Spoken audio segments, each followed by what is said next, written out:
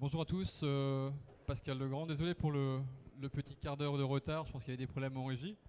Donc, je suis Pascal Legrand, je suis le directeur marketing et développement d'Arvato. J'attends les retours écran sur le slideware. Donc voilà, enfin, j'ai présenté donc les interventions. On intervient aujourd'hui donc avec Disneyland Paris sur une thématique qui est liée aux clés de réussite d'une campagne marketing cross-canal à l'échelle internationale. Donc Christophe Guittard, qui est Internet and Data Senior Manager chez Disneyland Paris, qui interviendra donc à mes côtés sur cette intervention. Christine Lou, qui fait partie de ses équipes, et Hakim Talba, qui est le directeur de la BU Data Management d'Arvato. En revanche, on n'a aucun retour sur les slideware au niveau régie. Sur les écrans. Ah, très bien. On a un sursaut. Donc voilà, pour les présentations, c'est fait. On a 45 minutes pour intervenir, donc je vais vous faire une brève présentation d'Arvato en 5 minutes. L'idée, c'est vraiment de porter l'accent sur la présentation de Disneyland Paris. Donc très rapidement, Arvato appartient au groupe Bertelsmann, donc 15 milliards d'euros de chiffre d'affaires à travers le monde, 100 000 collaborateurs, 50 pays. Arvato est en fait la branche service de Bertelsmann qui comporte également d'autres directions comme RTL Group, Random House ou Grund Plus Jahr. Arvato dans le monde, c'est 5,4 milliards d'euros de chiffre d'affaires. 35% du chiffre d'affaires d'Arvato remonte Arvato représente 35% du chiffre d'affaires de Bertelsmann. 63 000 collaborateurs dans le monde. Arvato en France, 410 millions d'euros de chiffre d'affaires. 11 500 collaborateurs, 31 implantations. En France, on a une base d'expertise assez solide sur 4 directions majeures, que sont le marketing direct, le marketing services, la logistique et les centres de contact. Quelques références sectorielles, dans différents domaines que peuvent être les télécommunications, les loisirs, les médias, la santé, l'énergie, le service public. Et enfin, très rapidement, parce que c'est surtout le témoignage de Disney qui sera important sur le sujet, c'est l'ensemble des modules qu'on a à disposition chez nous, au sein d'Arvato, qui sont à même de s'implémenter pour justement offrir une vraie approche cross-canal en termes de marketing, donc que ce soit multicanal ou multiservice. Enfin, rapidement, mais Hakim reviendra dessus, donc un focus sur l'offre Data Intelligence d'Arvato, donc une solution adaptée par Disneyland Paris depuis 2006 sur les aspects data management, gestion de campagne, data mining et reporting. Donc voilà, j'espère avoir tenu 5 minutes. Je vais maintenant passer la télécommande à Christophe Guittard, donc qui enchaînera la suite de la présentation. Alors bonjour à tous. Donc on vient de Disneyland Paris. On va aborder les clés de réussite d'une campagne marketing directe à l'international. Pour développer le sujet, 3 grandes parties. D'abord, on voulait vous présenter Disneyland Paris Gross Picture, Big Picture. Alors désolé pour les anglicismes, c'est un peu une signature de la maison. Vous verrez, il y en a un peu partout. Ensuite, ça nous permettra de vous présenter les enjeux d'une campagne de marketing direct. Et après, on vous présentera 4 clés pour réussir les campagnes. Alors, Disneyland Paris, plutôt que de longs discours, une petite vidéo pour traduire toute l'émotion et la magie de l'univers Disneyland Paris, qui fête ses 20 ans cette année. Je pense que vous l'avez tous entendu. Je ne sais pas faire la musique en fait.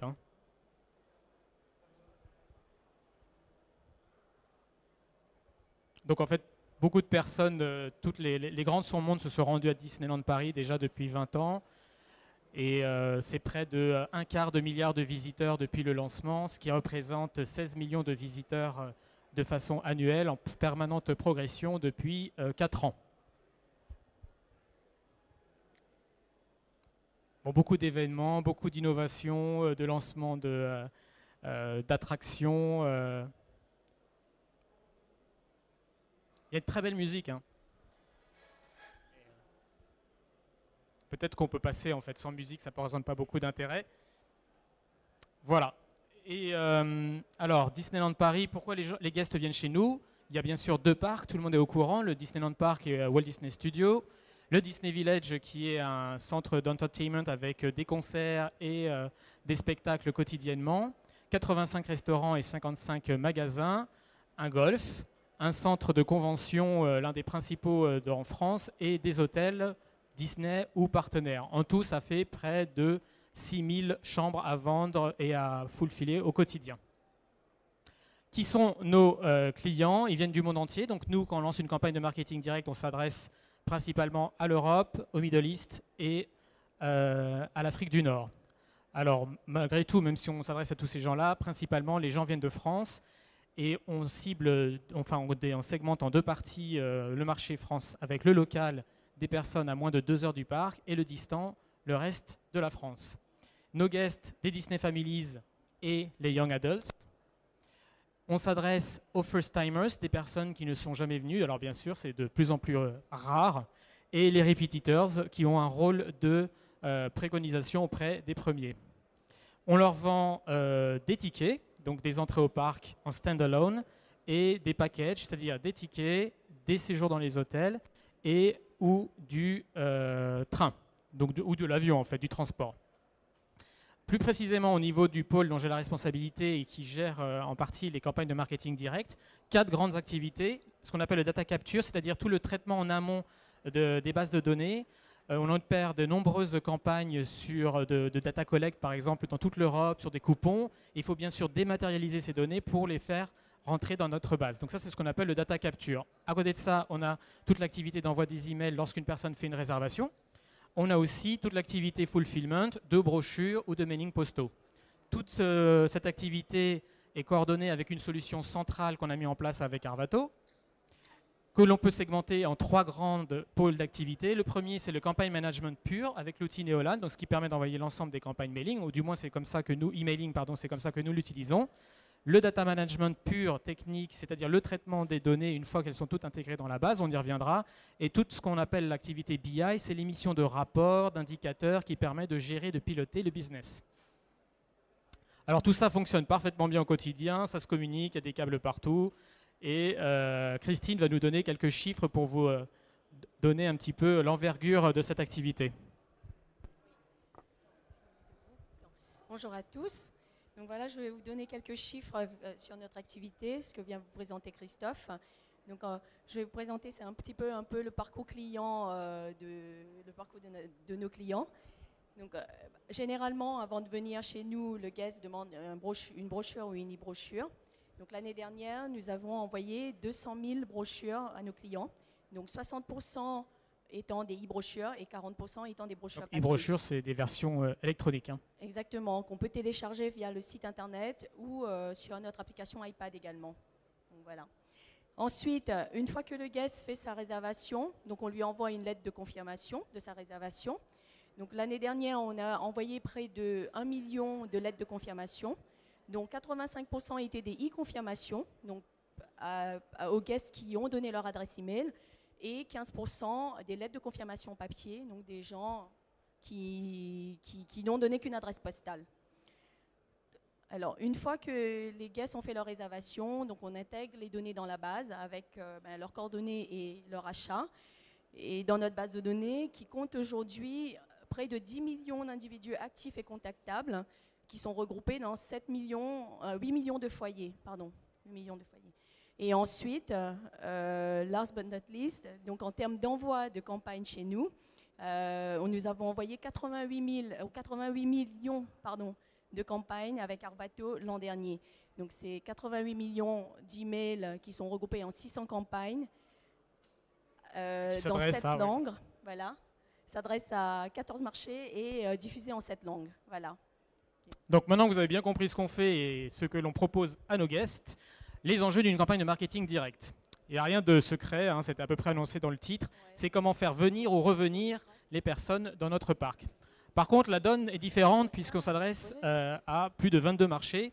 Et aujourd'hui, nos guests, ils sont très intelligents et ils vont où ils veulent pour réserver et s'informer, que ce soit sur les canaux traditionnels ou digitaux. Donc la vraie problématique qui se pose, c'est comment faire venir ou revenir les gens en utilisant efficacement l'ensemble de ces canaux. Pour y arriver, 4 clés de réussite. Alors, on avait hésité à vous les amener sur un tapis volant, c'est ce qui se passe toujours lorsqu'on travaille à Disneyland, mais on a préféré faire un petit quiz avec une première question, Christine. Oui, Christophe. Alors, est-ce que tu as ton boîtier? Non, je l'ai donné à Mickey. Donc pas de boîtier, on va voir si les gens dans le public sont réactifs. Bon, je vais poser quand même la question. Donc plus j'ai de données sur un individu dans ma base, mieux je le connais. Est-ce vrai ou faux? Alors, vrai ou faux? Non, faux ici. Bonne réponse. Oui, parce qu'on privilégie la qualité à la quantité. C'est la première clé du data management qu'on va vous développer rapidement en 7 thématiques. On va essayer d'aller très très vite. Première thématique, les données qualifiées. Alors, on peut catégoriser en 2 familles ces données qualifiées. Les usuels, Christine. Oui, des données usuelles telles que le nom, le prénom, la civilité, l'adresse postale et email, des données qui nous permettent à minima de les contacter. Et ensuite, des données qui nous permettent, plus qualifiées, qui nous permettent de mesurer l'appétence du client envers notre marque. Donc ce sont des données qui sont propres à l'activité. Donc on ne va pas vous les donner, hein, vous allez sur notre site internet et vous vous inscrivez en opt-in pour les découvrir, ce que nous on appelle les golden questions, donc pour calculer l'appétence de la personne par rapport à notre marque. Et c'est en fonction de cette appétence qu'on va rythmer en fait la pression commerciale auprès d'eux. Deuxième thématique, deuxième point de vigilance, la conformité CNIL. Alors, il y en a 2 des points de vigilance. Le premier, c'est le droit des individus. Oui, alors les individus peuvent faire valoir leur droit d'accès à l'information, à la rectification et à l'opposition de leurs données. Donc cela implique une réaction immédiate de l'équipe pour mettre à jour la base. Et, une certaine industrialisation des process de traitement, parce qu'on imagine bien, lorsqu'une personne fait une réclamation sur ses données, que ce soit par mail, par papier, et Disney, c'est une grande maison, hein, on a 15 000 collaborateurs, les courriers arrivent de partout, donc il y a une certaine déperdition du temps, et nous, lorsque ça nous arrive en bout de chaîne pour traiter la donnée, il faut qu'on soit hyper réactif, donc on industrialise les process avec Arvato de traitement de ces données. Deuxième point de vigilance. Oui, ce sont les réglementations relatives aux opt-in. Aujourd'hui, donc nous collectons l'information sur 5 canaux aujourd'hui, donc qui sont l'email, le postal, le téléphone fixe, le téléphone mobile et le fax. Le fax chez nous étant utilisé pour des opérations B2B. Donc en revanche, nous savons que ces opt-in ne sont pas soumis au même régime. Donc l'email et le téléphone mobile étant soumis au régime de l'opt-in. Donc c'est-à-dire que le guest a donné son accord pour recevoir de la communication et des infos commerciales, des offres commerciales de notre part. Et ensuite, l'opt-out pour le reste des canaux. C'est-à-dire que la personne expressément donné son non-accord pour utiliser ces canaux lors de nos campagnes. Et alors, c'est facile à gérer au quotidien? Ça a l'air simple comme ça aujourd'hui, mais dans la réalité, c'est un peu plus compliqué à l'échelle internationale. Parce que, outre les demandes qui nous arrivent de la part des guests par mail, par fax, par email, donc nous devons gérer aussi un certain nombre de fichiers, dont le fichier Robinson qui référence une liste de personnes qui sont sur liste rouge. Donc, et là-dessus, il y a Arvato qui nous accompagne sur cet aspect-là. Très bien. Alors, troisième thématique, des données à jour. Parce que si je m'adresse à une jeune femme qui est une demoiselle et qui 3 mois après se marie et qu'on s'adresse toujours à elle en tant que demoiselle, ce n'est pas très pertinent et ça ne donne pas une très bonne image de l'entreprise. Donc 2 leviers pour agir. Les mises à jour via les opérations de data collect et les opérations d'enrichissement. Oui, alors en termes d'opérations de data collect, nous avons mené une action dans le but de lancer une campagne de fidélisation pour l'anniversaire des guests. Nous nous sommes rendus compte que nous n'avons pas énormément d'adresses, de dates de naissance dans la base. Donc pour cela, en amont, nous avons monté une opération de data collect justement pour récupérer les dates de naissance des clients. Et nous avons eu un taux de retour de 3%. Qui était très bien, et ensuite on a pu lancer notre campagne Birthday, qu'on a appelée Birthday, donc, qui a eu également un taux de retour important. Alors on avait un exemple, voilà, donc ça c'est l'opération d'enrichissement opérée autour de l'anniversaire, et le deuxième exemple que l'on voulait vous montrer qui a été déployé sur l'ensemble des canaux, à la fois traditionnels, de l'affichage et sur le web, c'est une opération de data collect et d'enrichissement de données, toujours autour de l'anniversaire. C'est un événement assez important qui exprime la famille, qui a des valeurs sur la famille. Voilà, le bonheur, c'est des choses que chez Disneyland Paris sont porteurs et valeurs de sens. L'affichage traditionnel, je vous le disais, et on était aussi sur le marché très local, et donc des pushs géolocalisés sur le mobile. Voilà, un bon succès de cette opération. Alors, quatrième thématique, on va aller très vite. La qualité des données, c'est très important. Et chez Disneyland, on opère des contrôles de qualité de façon quotidienne et périodique. Pour illustrer ça très rapidement, façon schéma classique, des fichiers arrivent, l'objectif c'est de les mettre dans la base. Alors il y a un certain ordre dans l'arrivée des fichiers que l'on donne. c'est-à-dire que tous les fichiers qui sont de l'ordre du transactionnel sont prioritaires sur des opérations de data collect. C'est important d'avoir l'information complète sur un client plutôt que des nouveaux clients ou prospects. Deux contrôles, pardon. Les premiers sont en amont de la chaîne d'intégration et qui sont purement techniques. Christine? Oui, cela consiste à vérifier donc, la conformité des dessins d'enregistrement de chaque fichier. Ensuite, le format des données. Et important, l'opt-in. C'est-à-dire que si un fichier ne comporte pas l'opt-in, on le met directement aux ordures. Deuxième type de contrôle plus business dans la base de données. Oui, une fois les données intégrées, donc nous allons appliquer ce qu'on appelle les business rules, donc des règles de gestion qui sont données spécifiquement à chaque type de données, donc à l'aide de référentiels si besoin. Donc quelques exemples de traitement, donc pour les données ayant des adresses postales, donc on va faire des traitements RNVP, ou alors mettre à jour la civilité en fonction du prénom du guest, ou redresser le bon format d'un numéro de téléphone, ou alors sinon aussi la correction d'un nom de domaine, comme par exemple Yahoo, pour faire que ça soit bien orthographié dans la base, pour qu'ensuite on puisse leur envoyer des campagnes correctement. Alors petite question Christine, malgré tous ces checks, au quotidien, la qualité des données n'est pas suffisante et tu dois mettre en place des checks périodiques. Explique-nous pourquoi. Oui, effectivement. Parce qu'aujourd'hui, les checks périodiques, les checks journaliers qui sont faits sont plus axés sur des fichiers en entrée. Et aussi dans le but de permettre la disponibilité de la base à 9 h du matin pour qu'on puisse envoyer nos campagnes rapidement. Donc voilà, nous avons mis en place un monitoring avec Arvato pour suivre un certain nombre d'indicateurs avec des seuils d'alerte à suivre. Et une fois ces seuils d'alerte atteints, donc nous lançons des opérations de nettoyage. Ouais. Ou, un petit exemple, par exemple, c'est sur les déménagés, on en a pas parlé tout à l'heure. En France, je crois que c'est 15% des gens qui déménagent. C'est quelque chose qu'on ne peut pas suivre au quotidien puisque ça se balaye l'ensemble de la base de France, des ciblés français. Donc lorsque l'on voit qu'on s'approche de cet indicateur, on lance la mise à jour des déménagés. Alors, autre thématique, voilà, tout le monde suit. Le Quick to Market, Christine l'exprimait. L'objectif, c'est lorsqu'on a à disposition la base, de l'utiliser, l'exploiter le plus rapidement, puisque la data, c'est une denrée vivante qui périme. Tu avais un petit exemple intéressant sur le marché NL. Oui, on avait intégré un fichier NL des Pays-Bas. C'est des données qui dataient mais de moins 6 mois, mais le pays voulait vraiment l'intégrer parce que pour eux, ça avait une vraie valeur. Donc on a fini par l'intégrer et au final, donc shooter sur une campagne marketing, mais ça a donné des résultats catastrophiques. Non, pas catastrophique, moins magique que prévu, on dit. Voilà. Oui, avec des taux, un taux d'ouverture qui était moins bon et du coup, c'est tout un ensemble en fait. Ouais. Si la qualité des fichiers est moins bonne, ça pénalise votre campagne de marketing direct et sur des éléments assez techniques et structurants, ça peut pénaliser votre délivrabilité et l'ensemble des campagnes que vous allez lancer même sur d'autres marchés. Donc soyez vigilants. Lorsque vous avez la donnée à disposition, intégrez-la rapidement et exploitez-la correctement. Et enfin, le Big Data. Alors, le Big Data, c'est un mot très tendance. Je veux juste vous illustrer comment nous, on l'interprète chez Disneyland Paris. Alors, on a différents services dans toute entreprise, des services médias, le service marketing, BI ou consommateur. Et historiquement, chacun a un petit peu exploité la base de son côté. Ce qui faisait un petit peu sens, puisque tous avaient leurs propres indicateurs opérationnels. Alors du coup, on arrivait à des situations un petit peu ubuesques, puisque lorsque Paul, qui est détenteur d'un passeport annuel et qui vient régulièrement sur le site, nous appelait, on était à la fois très content de l'avoir au téléphone, par exemple, assez dans le doute lorsqu'il commençait à poser des questions très précises sur le produit, on se dit tiens, celui-là, il a déjà venir. Et puis assez dans l'embarras lorsque Paul disait mais attendez, ça fait 10 fois que je viens et vous m'avez toujours pas compris mes attentes.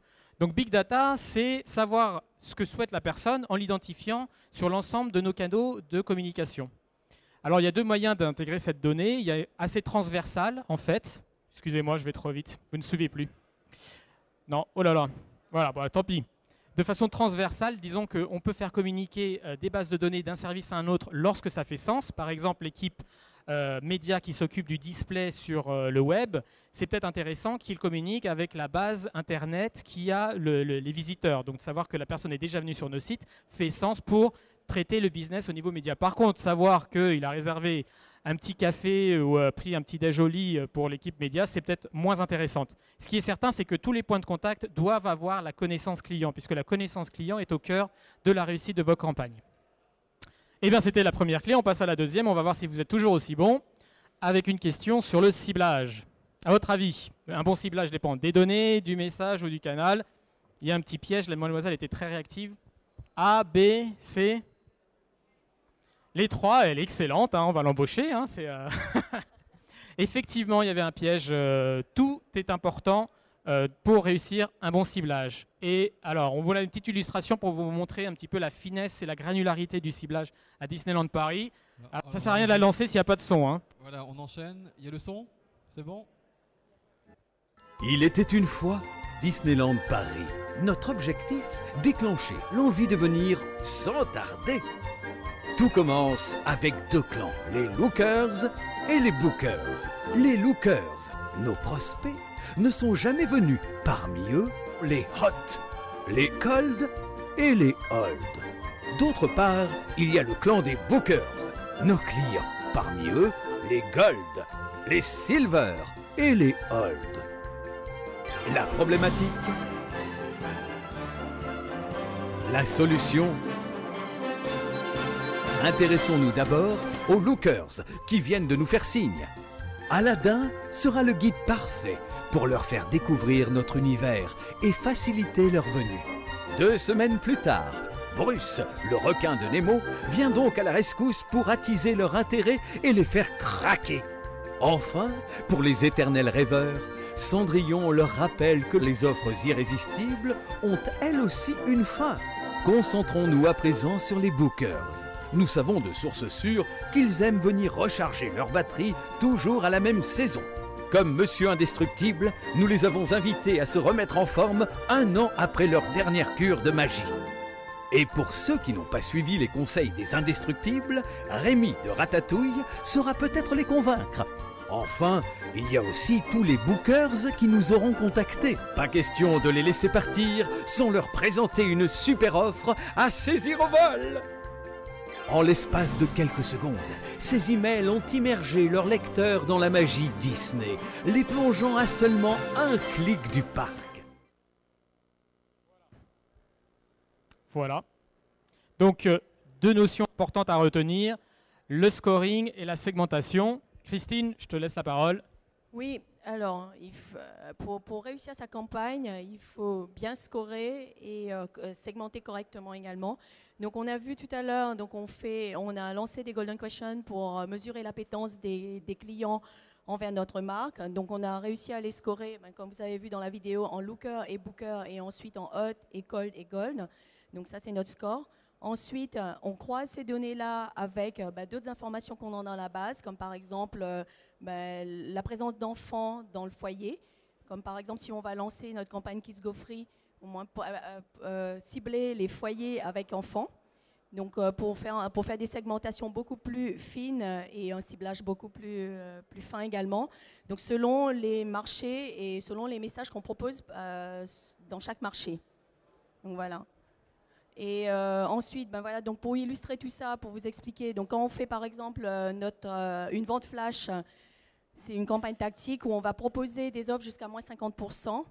Donc nous n'allons pas cibler des personnes qui viennent de faire une réservation en payant plein pot. Donc voilà, avec un plat tarif. Donc également, un deuxième exemple, c'est un exemple de campagne d'upsell. On va proposer aux clients ayant acheté une réservation, mais sans demi-pension, on leur pousse l'offre justement d'upsell pour essayer de vendre le produit. Voilà. Et une fois que c'est fait, n'oubliez pas de valoriser et d'analyser chacune de vos campagnes avec des indicateurs classiques dans un email. Christine? Oui, comme les taux de clic, le taux d'ouverture, la conversion et le ROI. Voilà. Le panier moyen, par exemple, ce sont des éléments qui vont enrichir au quotidien votre base de données. Et voilà, ça c'était, il me semble, la deuxième clé. On passe à la troisième. Quel est le canal de communication le plus puissant? Je demande à Hakim qui dort. Oui, alors, A, B, C, D. Exactement, il est difficile de répondre à cette question. Tous les canaux sont importants. Aujourd'hui, nos familles, c'est elles qui décident au moment et avec le moment où elles vont rentrer en interaction avec la marque. Ça peut être via la télé connectée, les réseaux sociaux, le web ou carrément en agence. C'est vraiment eux qui décident. On n'est plus dans une communication traditionnelle où j'envoie un message 1 sur le canal et je le poursuis sur le même canal. Donc on aurait pu vous faire l'apologie de Disneyland Paris en disant nous on le fait, on est très bon sur le papier par exemple, on envoie des messages très qualitatifs avec un message que l'on relaie par email, sur le web, sur également nos réseaux sociaux avec une petite vidéo pour vous montrer qu'on ne communique pas de la même façon. On a vu, il était très quali sur le papier et là on est sur des cibles plus jeunes forcément qui vont faire le buzz et voilà comment on a communiqué sur la campagne Halloween.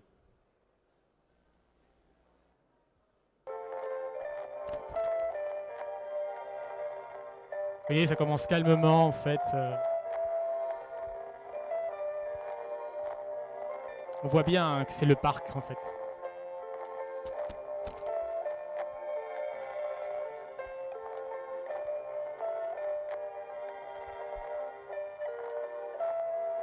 On fait monter la pression.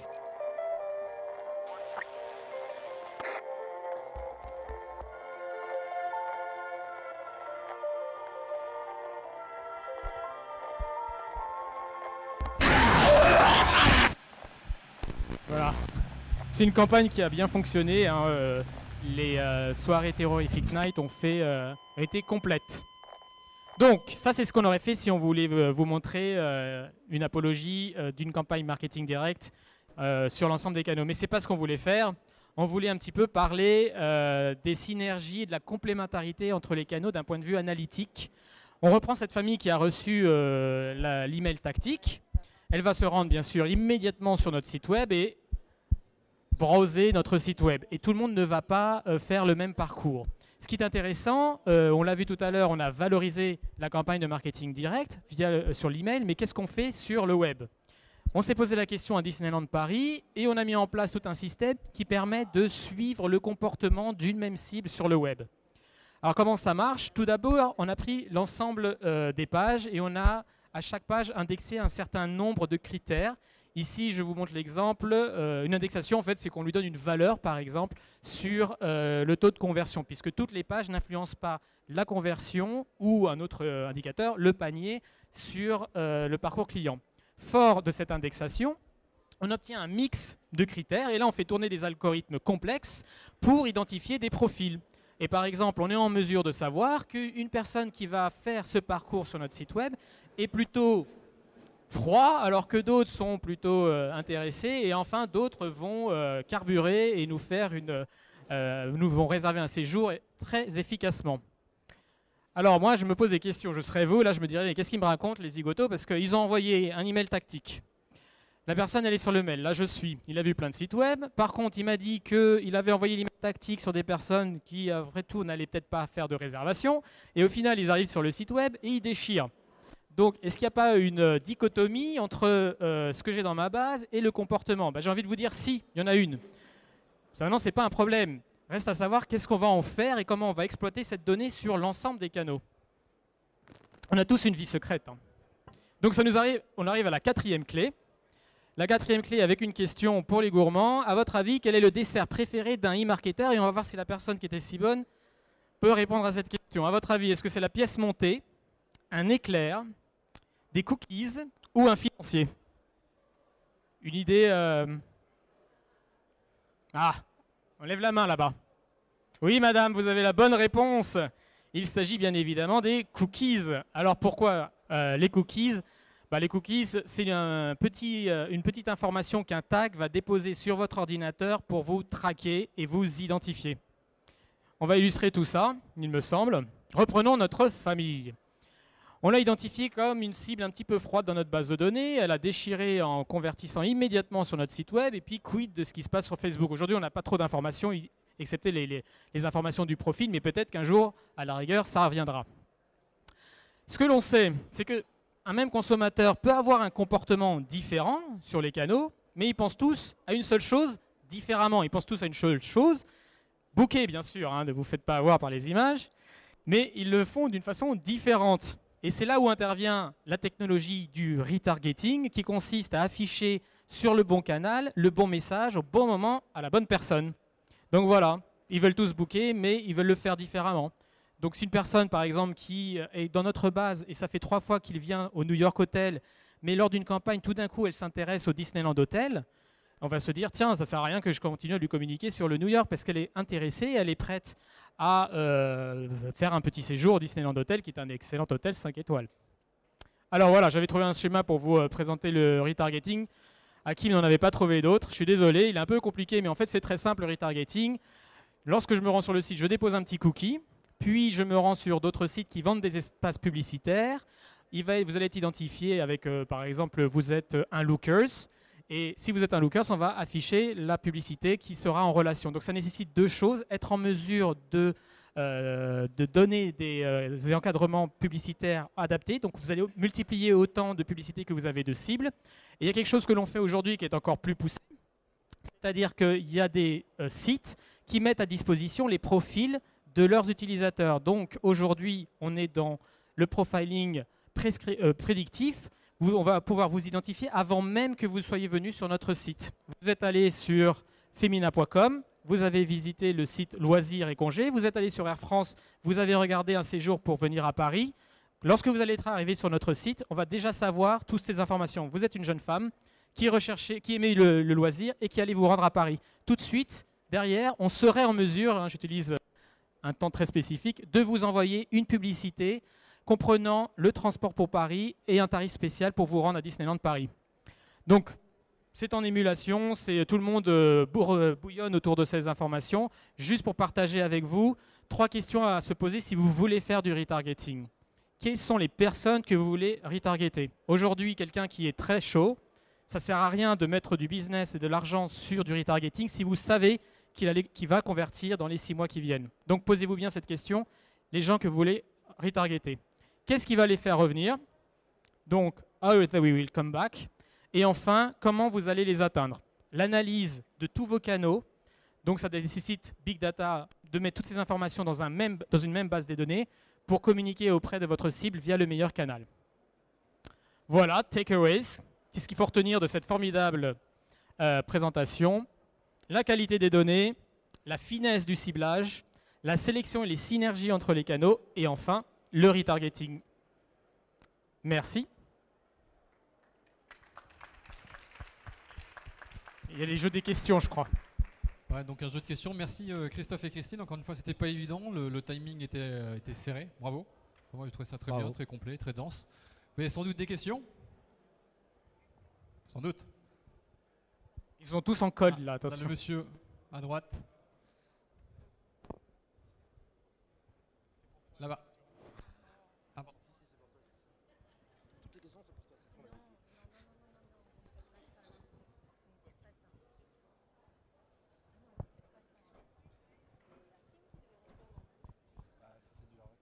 Bonjour, vous m'entendez? Vous m'entendez? Quelle est la législation en Europe sur l'autorisation des cookies, justement? Alors, je vais répondre parce que c'est un petit peu mon sujet. Aujourd'hui, il y a je crois qu'au niveau d'Europe, ils ont une législation qui n'est pas encore à déployer de façon équivalente sur l'ensemble des pays. Les plus avancés, c'est l'ENL, donc la Hollande et l'Angleterre. L'Angleterre, ils ont sorti un décret.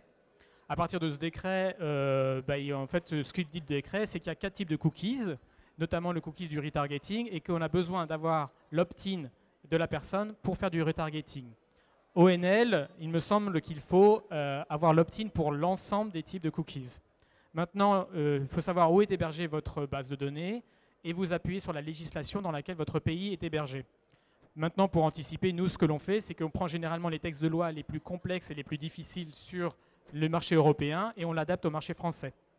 Et si vous avez remarqué, lorsque vous avez de la publicité retargetée, il y a une petite icône qui s'appelle Add Choices. Vous cliquez dessus et vous êtes en mesure de devenir opt-out pour l'ensemble du retargeting. Je ne devrais pas dire ça parce que je ne vais plus arriver à vous traquer. Mais voilà. Donc en France, les textes de loi vont arriver, mais anticipez et regardez ce qui se fait sur le marché européen, notamment la France, le UK et l'ENL, pour anticiper la législation.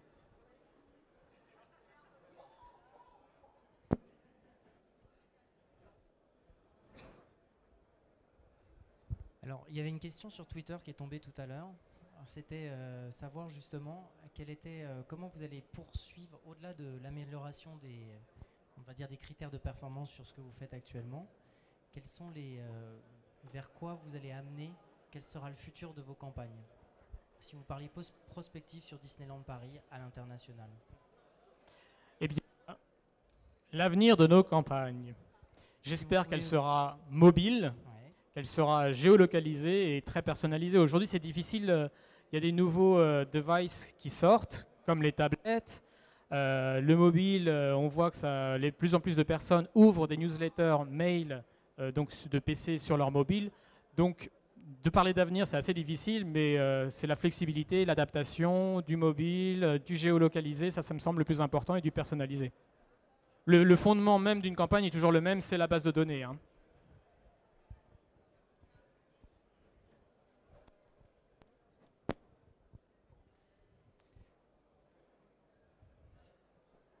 S'il n'y a pas d'autres questions directement maintenant. Bon, eh bien, merci. Votre numéro de stand. Votre numéro de stand. Devant, près de l'entrée. Nous, c'est à Marne-la-Vallée. Près de l'entrée. Voilà. Vous ne pouvez pas le rater. RER A. Oui, Merci beaucoup. Au revoir. Merci. merci.